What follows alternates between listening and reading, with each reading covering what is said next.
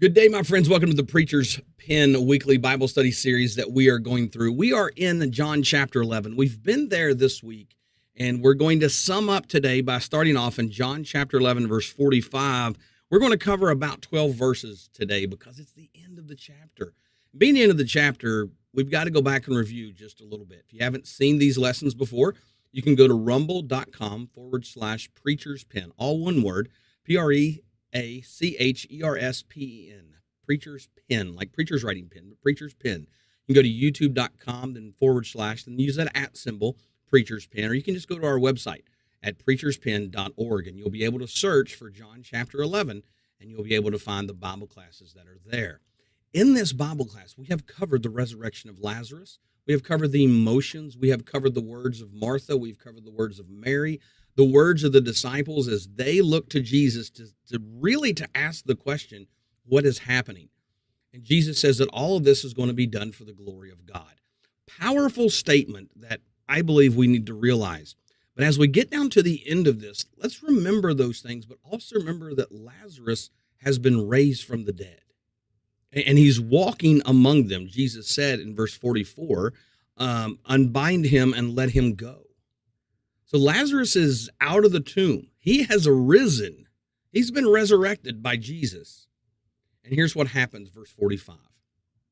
Many of the Jews, now remember, there was a surrounding crowd that's there with Jesus. And it says, many of the Jews, therefore, who had come with Mary and had seen what he did, they believed in him. So there were some that when they saw this, immediately they believed. Now, you and I would probably be part of that crowd. And the reason I say that's because you're pretty open since you're watching this and you've been watching our Bible classes, that you're saying, you know what, there's power in Jesus. That Jesus, while the world sees foolishness, according to 1 Corinthians chapter 1 and verse 21, we see the wisdom of God in Jesus. And sending his own son to die for us, to become that Passover lamb, to become the lamb of the world become the lamb that takes away the sins of the world, excuse me.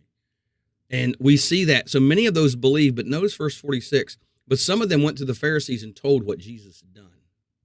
Some more may have been tattletales, and they went and they just started talking about Jesus. They went straight to the Pharisees. So verse 47, this is what happens. At the hearing of this, it says, so the chief priests and the Pharisees gathered the council and said, what are we to do? For this man performs many signs. What are we going to do? We've never seen anybody like this. What are we going to do? They say, if we let him go on like this, everybody's going to believe him. The Romans will come. They'll take away our place in our nation. All for political power.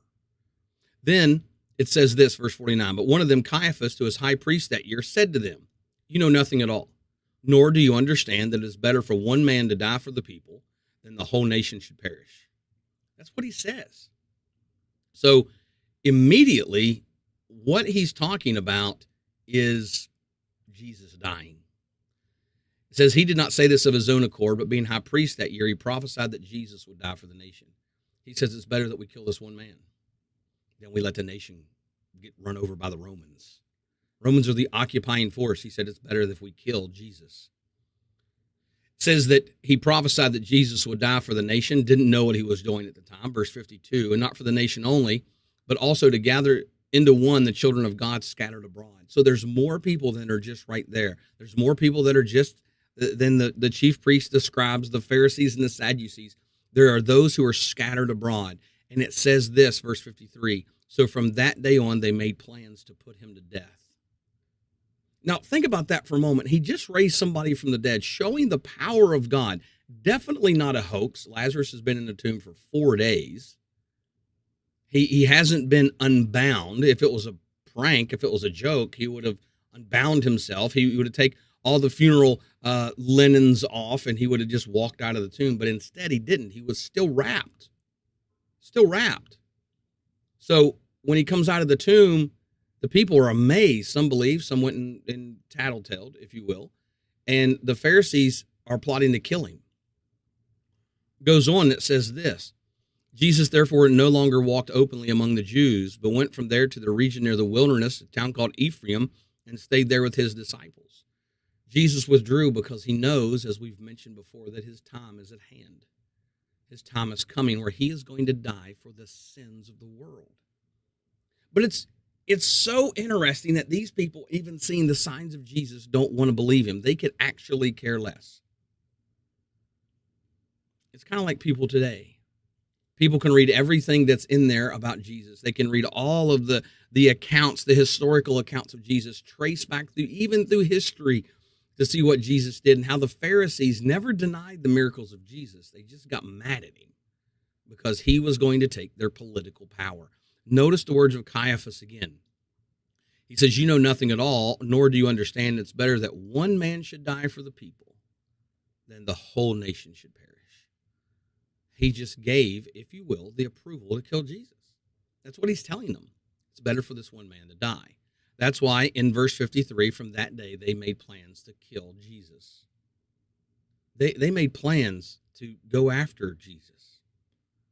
And he's prophesying that Jesus is going to die for the people. In verse 55, it says, now the Passover of the Jews was at hand, and many went up from the country of Jerusalem before the Passover to purify themselves. So Passover was a time, going back to the Old Testament, to the final plague of Egypt, that if you put the blood of the lamb around your doorpost and you followed the commands of God, then the angel of death was going to pass over you. That's where we get the idea of Passover. Jews are gathering to celebrate Passover. They're gathering in Jerusalem, and they're purifying themselves as Passover is about to take place because they need to be approaching God in a very humble and a very reverent state. So as they are purifying themselves, it says in verse 56, they were looking for Jesus. So even during this period of time, they're still trying to find Jesus. As they know that Lazarus is alive, they're trying to find Jesus. It says they're looking for Jesus and saying to one another as they stood in the temple. Now you think to yourself, why the temple? Well, it is Passover. But where did Jesus overturn tables? Where did Jesus go? Where were the religious people going? They were going to go to the temple. So this is what happens. It says, what do you think? That he will not come to the feast at all? So they're asking, do you not think he's even going to be here? He's disappeared. He's been gone for a little while. Do you think that he's going to come back? Do you think he's going to be here? It says, now the chief priests and the Pharisees had given orders that if anyone knew where he was. See, this is all coming before this. If anyone knows where he is, that they're to let them know that they might arrest him. So they're going to go out in the middle of this religious service, in this religious feast. They are going to go out and they're going to go after Jesus. And they're going to go after him because it's a political game to them. They don't want to lose their power. They don't want to lose their political standing because they don't want the Romans to come in and take everything. You know, that happens in a lot of places today. There are a lot of people who, of their own free will, of their own issues, they simply don't want to obey Jesus because they know the consequences. They may lose friends and lose family. They may see all the good stuff that Jesus has done. They may read about it, but they just don't want to do that instead of humbling themselves and finding themselves in the presence of Jesus. In fact, let's read on a little bit. That's the end of John chapter 11, but notice the beginning, if you will, of John chapter 12. It says 6 days before the Passover. Jesus therefore came to Bethany. Remember where Bethany was, where Lazarus was from, where Mary and Martha are from. And it says where Lazarus was, whom Jesus has raised from the dead. So they gave a dinner for him, and Martha served, and Lazarus was reclining at the table. So Lazarus is up. He's walking around. People know who Lazarus is, and the Jews are still chasing him. The question I have for you is not, are you avoiding Jesus, but why aren't you looking to Jesus? You see all the great things he's done. Why aren't you looking to him and following him? And if you are, would you be like Lazarus and Martha and Mary and inviting Jesus to have dinner with you so that you can get to know him a little bit more? I hope that you would. Jesus has done great things in our life. He has raised us from the spiritual dead, and now we walk in newness of life, according to Romans chapter 6 and Ephesians chapter 2.